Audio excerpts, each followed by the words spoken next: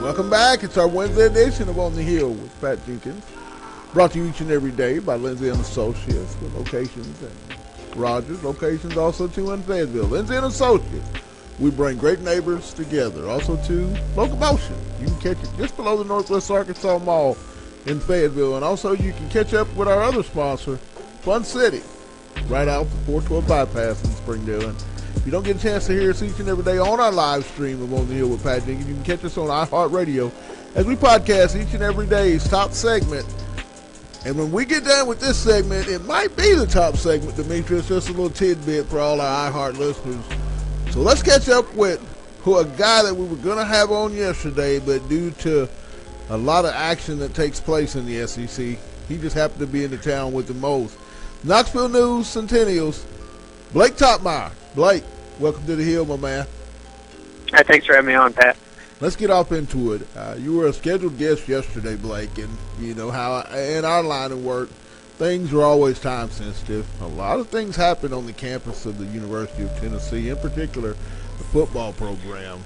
Give us an update, where things are at as far as that quarterback situation. Yeah, Jarrett Garantano will make his first career start against South Carolina. Butch Jones confirmed it today after reports surfaced yesterday that Garantano would be the starter. Quentin Dormady was the starter for the first 5 games of this season. Garantano appeared off the bench in 3 of those games, and neither quarterback has looked particularly well. Dormady, during his 5 starts, had moments where you kind of saw his arm talent, I guess is kind of the buzzword going around these days. But you saw snippets of that, but it was never in a consistent form of success. It'd always be maybe a quarter here, a quarter there, where he played relatively well, but he could never get it going. For throughout the full course of the game. So off the bye week now, Tennessee looking at Garantano, and you do wonder, though, is this something that really could spark the offense, or is this just grasping at straws after Tennessee lost 41-0 against Georgia its last time out? When you look at this football team, Blake, coming off a very disappointing loss to Georgia, then having to stew for a week, coming into a ball game versus a pretty upbeat South Carolina team having taken care of Arkansas this past weekend down in Columbia. What are some things that, when you're Butch Jones and you speak on the football side of things, concerns you about this ball game versus South Carolina on Saturday? Well, I think first and foremost, it's South Carolina's defense and ability to take the ball away. South Carolina had 3 defensive touchdowns against Arkansas. That was kind of the key to that game being lopsided, and then you add in the fact that you've got a redshirt freshman making his first career start. I think ball security has to be your biggest concern, and then on top of that, my question is whether Tennessee can get some progress going with its offensive line. In that season opener against Georgia Tech, I thought the offensive line looked pretty good. John Kelly, had a strong game. Tennessee's offense was really clicking, in the second half and overtimes of that game, and I don't think it was a coincidence that the offensive line was playing really well. But since then, we just haven't seen the same level of success up front from Tennessee's line, and I think you need to have that, especially with a quarterback making his first career start. And for as much talk as there's been about John Kelly and the nice season he's having, really, he's had 2 good games. He played really well against Georgia Tech, and he had a big game against Florida. Otherwise, his other 3 games have been pretty pedestrian, and again, I think that starts up front. And Tennessee's had quite a bit of shuffling around on the offensive line, but it'll start the same 5 guys up front for the second week in a row, so maybe some continuity there can help get things rolling a little bit. Talking with Blake ToppMeyer of the Knoxville News Centennial. I want to ask you this last question before we let you go, Blake. Real big 3-week stretch for Tennessee coming up. We play South Carolina, then you have Alabama, and then I believe you close out with Kentucky. Yeah.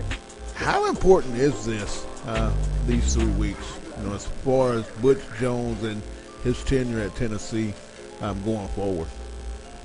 Absolutely critical. I think, it's been a couple different junctures this season where, people in the media, fans have asked, is this the most important game of the Butch Jones era? They said that, for Florida, they said that for Georgia.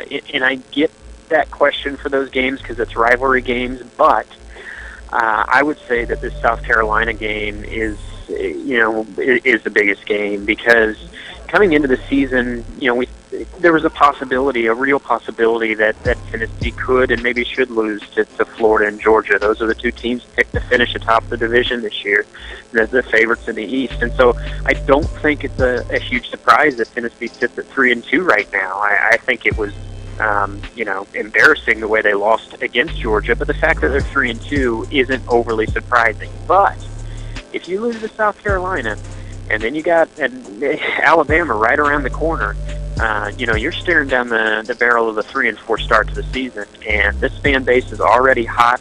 And if you add a loss to South Carolina in there, what'll probably turn into a three-game losing streak if the Vols do lose to South Carolina, this clamoring for a change, I think, is going to kind of reach a fever pitch. Well, hey, my man, as always, we love having your Vol Talk here on the Hill with Pat Jenkins each and every week. You have a blessed one, Blake, and thanks for taking time out on the Hill, my man. It sounds great. Thanks a lot, Pat.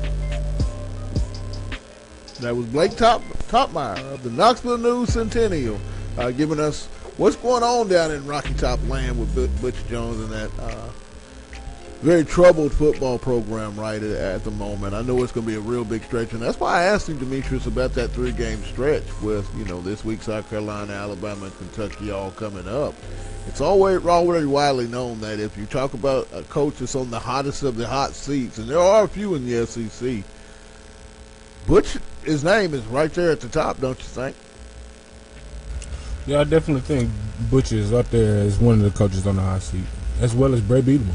I would think, I think Brett's seat is starting to heat up quite a bit. I think, he kind of rotated there maybe with Kevin Sumlin, I think, in the first 4 to 5 weeks of the season. But we caught up with running back coach last night, Reggie Mitchell. And here's some things Reggie, is looking forward to this upcoming weekend. How do you look at running the ball against an Alabama defense? Well, it's going to be a challenge, but we're up for the challenge. And, they have good defense. They're well coached. And, that's what we do. We run the ball, so we're looking forward to the challenge. What do you feel y'all didn't do against South Carolina that you need to do this week? Well, one, I think they did a couple things that, we didn't react to really well, but it's just a matter of going out and getting after guys. And, we were moving the ball early on, and then in the second half, a couple things happened where we moved the ball, and then we were behind the chain. So, we just need to do a better job of staying ahead of the change on first down. Do you feel it was the running backs having a hard time finding the hole, or there wasn't a hole? Or it's a combination of things. I think all those guys had a run that they'd like to get back. And I'm sure the offensive line and, the tight ends and receivers all have some plays they want to get back. So, it was a group effort. How do you guys get these guys back mentally for a game like this after what happened at Carolina? Coach B does a great job with him. Right after the game, he put that away.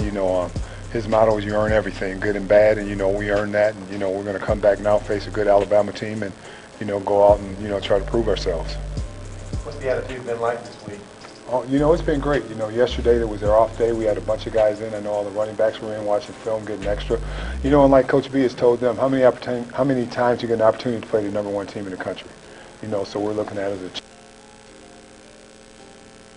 Coach Reggie Mitchell and the offensive Alabama preview press conference. We have the preview of attending each and every week leading up to all Razorback football on Saturday. But we're going to step away, get a real quick break, and we've got more SEC football to talk about with the guy and the team in Como, Danny Jones of the Daily Columbian.